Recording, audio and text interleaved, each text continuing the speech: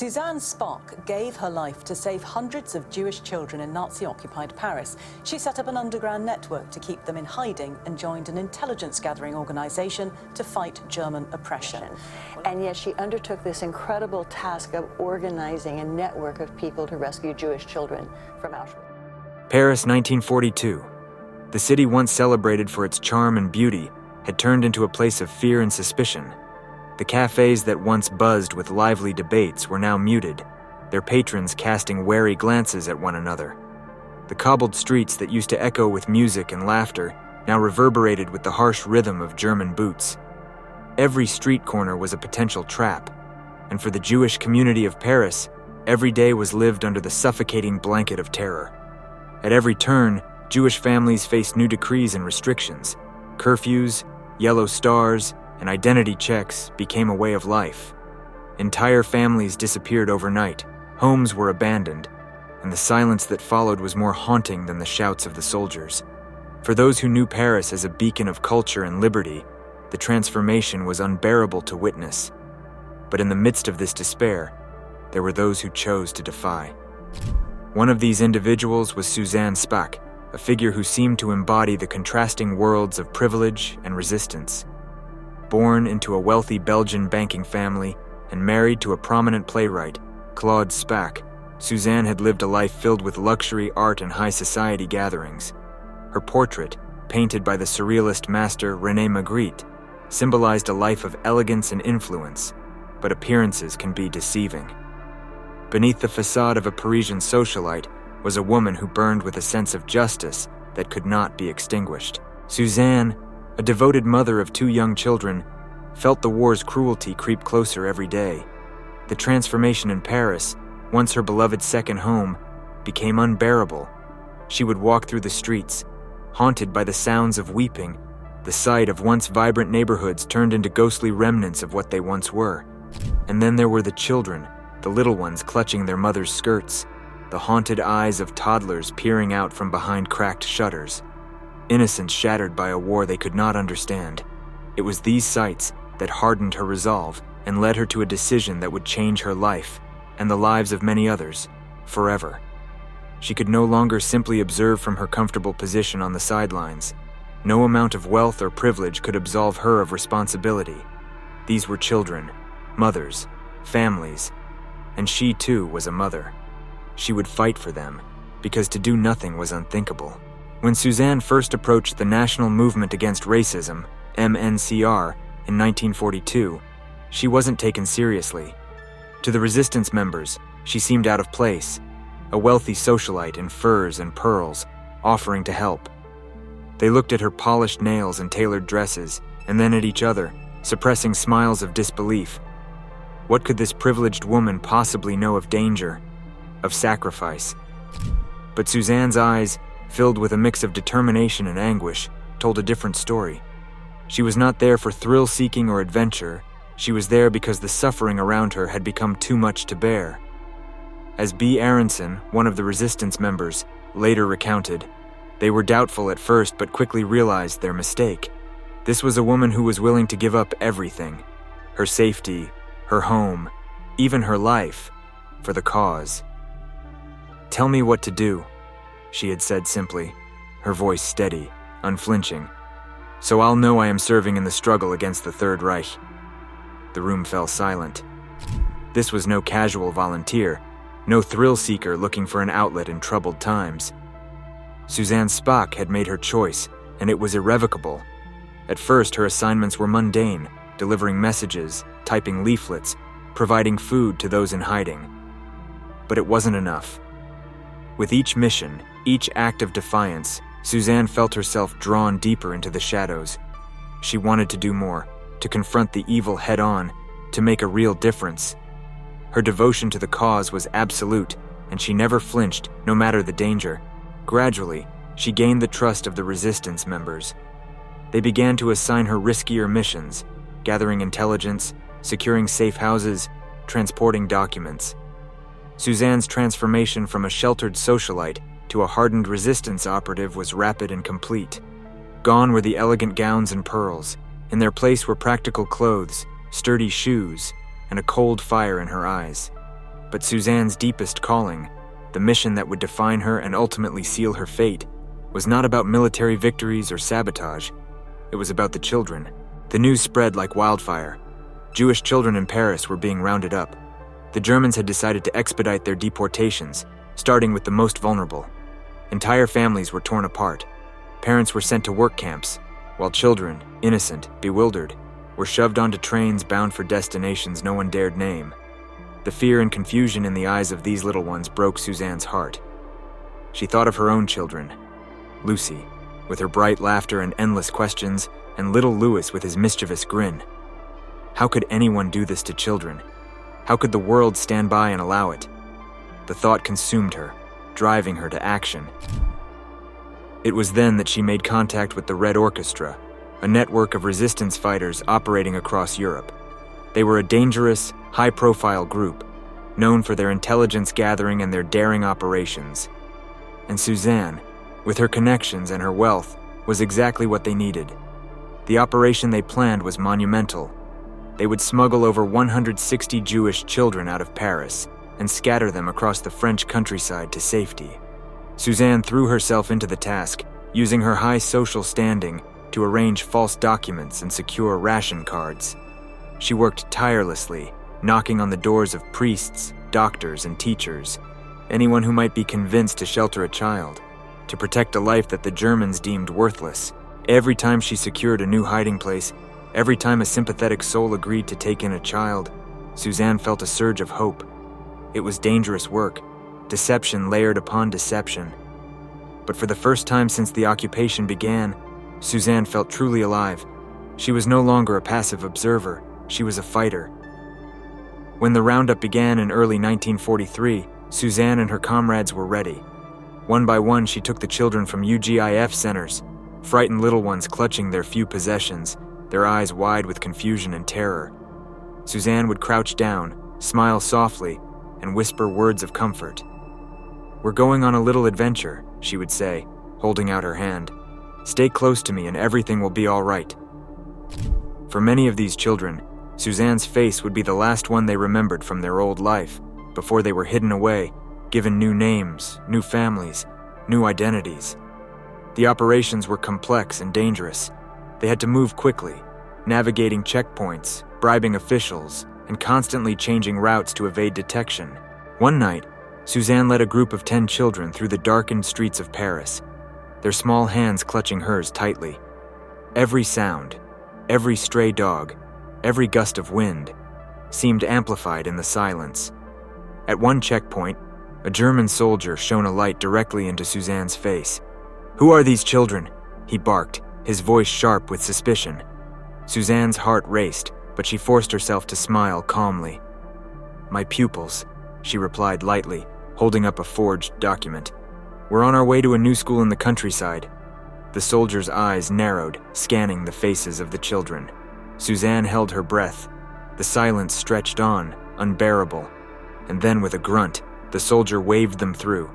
Suzanne exhaled softly, squeezing the children's hands in reassurance. They made it to the safe house that night, and as the children curled up on the floor to sleep, Suzanne sat watching over them, tears of relief streaming down her cheeks. Over the next few months, Suzanne's involvement deepened. Her home, once a place of elegance and serenity, became a hub of clandestine activity. Maps were spread out on the dining room table, ration cards tucked into the pages of children's books, and suitcases packed with essentials hidden in the closets. The constant threat of discovery hung over them like a dark cloud, but Suzanne didn't waver. She became adept at creating false identities, using her connections in high society to forge documents and bribe officials. Each time a new child was saved, it felt like a victory, a tiny triumph against the monstrous machine of the Third Reich. But the Gestapo was closing in. Their eyes and ears were everywhere, and betrayal could come from anyone, a neighbor, a colleague, even a friend. One day, Suzanne received a warning. A young woman she had worked with, a girl not much older than her own daughter, had been arrested. The news sent a shiver of dread through the network. Would she talk? Would she give them away? Suzanne knew the risks. Each time she left her home, she would kiss her children goodbye as if it were the last time. She would look into their eyes and wonder if they would ever see her again. But she went anyway. For every child she saved, the danger grew. But so did her resolve. Then, in October 1943, disaster struck. The Gestapo had been monitoring her for weeks, watching her movements, tracking her contacts. In the early hours of the morning, they stormed her family's apartment. Lucy and Louis were asleep when the soldiers burst in, shouting and tearing through their home. Suzanne's husband, Claude, tried to intervene, but he was pushed aside brutally. "Take the children," Suzanne whispered desperately to him. "Keep them safe." Before she could say more, she was dragged away, her hands bound behind her back. As she was shoved into the waiting truck, she caught a final glimpse of her children's terrified faces peeking out from behind the door. The image would haunt her for the rest of her life. Suzanne was taken to Frayne prison, a brutal facility south of Paris known for its horrific conditions and torture chambers. There, she was beaten, starved, and interrogated relentlessly. But Suzanne never broke. Not a single name, not a single location passed her lips. In the filth and isolation of her cell, Suzanne's only solace was the thought of those children, now safe and hidden because of her. She would trace patterns on the wall with her fingers, imagining the faces of the little ones she had helped. In a letter smuggled out to her husband, she wrote, "Tell Lucy and Louis that their mother loves them. They must be brave. Tell them I did this for them, so they may grow up in a world without fear." The days in Frayne prison stretched endlessly. Suzanne had always been strong-willed, but the cold, the hunger, and the solitude took their toll. Each day the guards would come, barking orders, dragging her to the interrogation room. They would ask the same questions over and over again, trying to break her spirit. Who are your contacts? Where are the children? Who is hiding them? But Suzanne remained steadfast. Even when they screamed at her, even when they deprived her of sleep and food, she would stare back at them with a calm that only infuriated her captors more. "Do you really think you're saving them?" One guard sneered, leaning close to her, his face twisted with hatred. "Do you think you'll see your own children again?" Suzanne clenched her fists under the table, forcing herself not to react. She couldn't afford to show them how much their words hurt. She couldn't afford to let them know the depths of her fear. Instead, she lifted her chin and looked the guard squarely in the eye. "I have already saved them," she replied softly, her voice steady despite the quiver in her heart. "And nothing you do will change that." The guard's face contorted in rage. He slammed his fist on the table, the sound reverberating through the small room. But Suzanne didn't flinch. After all, what more could they take from her? She had already given everything, her home, her safety, her life. What remained was her will, and that she would never surrender. In the darkness of her cell, Suzanne held on to hope. She had heard whispers through the walls. The Allies were advancing. Normandy had been invaded, and the Germans were beginning to lose their grip on France. Liberation was coming. Maybe, just maybe, she would see her children again. As the summer of 1944 turned to August, the tension in the prison became palpable. There was a frantic urgency among the guards, a barely contained panic. The Allies were closing in on Paris, and it was only a matter of time before the city would be free. The prisoners whispered among themselves, their voices hushed but filled with cautious hope. But hope was dangerous. As the Allies advanced, the Gestapo began destroying records, covering their tracks, and preparing to flee. And with them, they took their revenge on those who had resisted. Executions became a daily occurrence, the sound of gunshots echoing through the courtyards. Each night, the prisoners would count the names of the missing, their hearts heavy with dread. Then, on the morning of August 12th, Suzanne's time came.